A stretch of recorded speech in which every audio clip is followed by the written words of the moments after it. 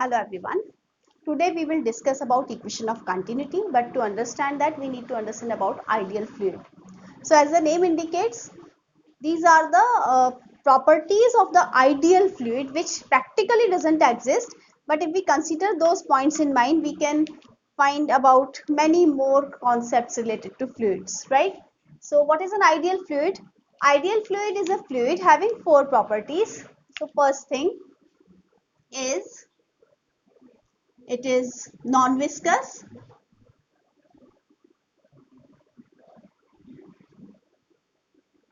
This is first property. Second property, it is streamlined.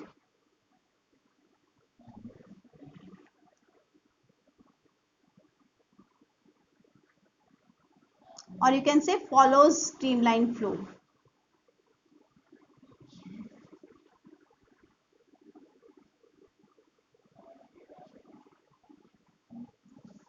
Streamline is also called as steady flow. Third property is it is incompressible. Incompressible means the density is constant at every point.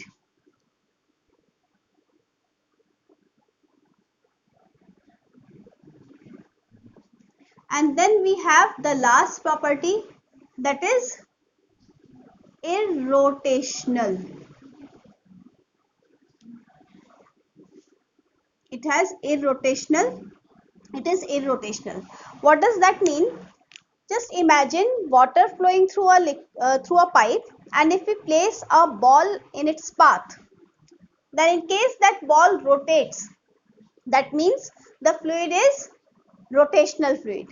And in case the ball doesn't rotate, then we say that it is irrotational fluid, right? So it must be irrotational. That means if we place a ball in the flow of this ideal fluid, it will not rotate, right? So this is, that means angular momentum is 0. Angular momentum 0 means there is no angular motion. That's why the ball doesn't rotate. Now we come to equation of continuity. Now this equation of continuity gives a relation between the area of cross section and the velocity of the fluid at that area of cross section. So this is again derived for the ideal fluid. The statement for equation of continuity is it gives a relation between the area of cross section of pipe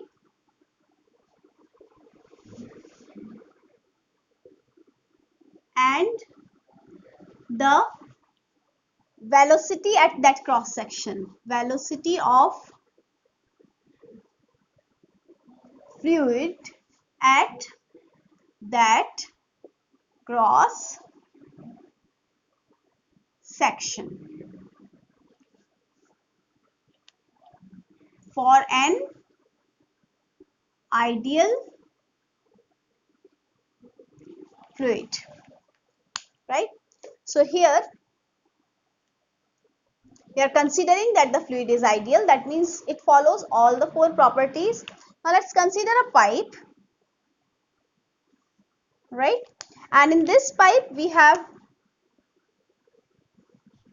area of cross section A1 here and area of cross section A2 here, right? And V1 is the velocity at this cross section, V2 is the velocity at this cross section.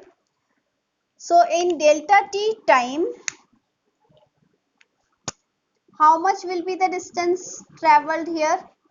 So we know that speed is equal to distance upon time. If we are talking about delta t time,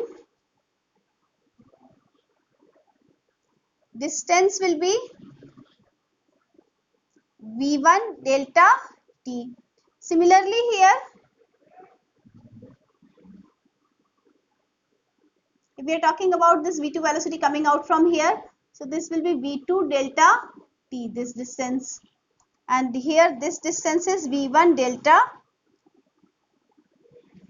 t.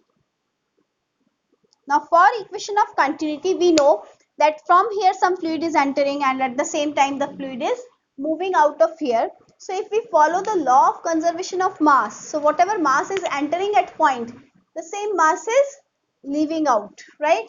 So by law of conservation of mass, we can write that mass of fluid entering is equal to mass of fluid leaving. So from here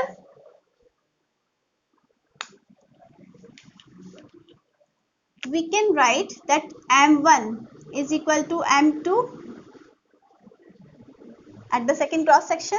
This can be written as volume entering at one cross section into density, volume leaving the other junction into density. Why density is written same?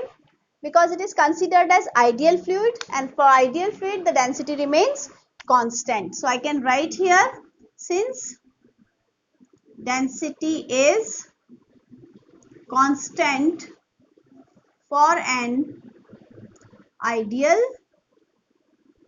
fluid. So from here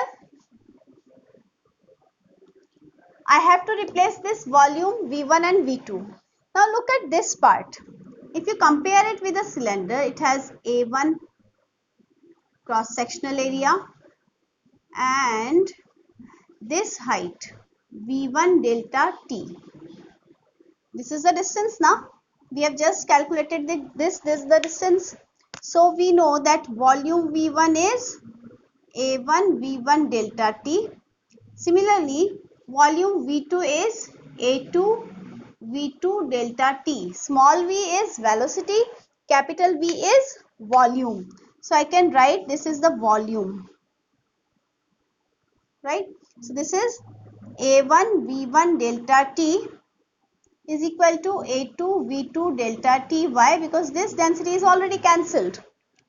Now this delta T can also be cancelled, and A1 V1 at first cross section is equal to A2 V2 at second cross section. That means this is constant. So AV is equal to constant. This is the equation of continuity.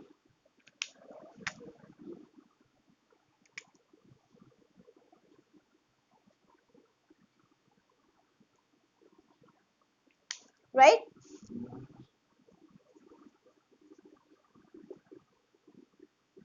Now just recall an observation when you water plants in the garden. To increase the velocity, what do? You cover some part of that pipe. So suppose this is the opening of the pipe. What do? We keep our finger at the opening of the pipe. What happens by that?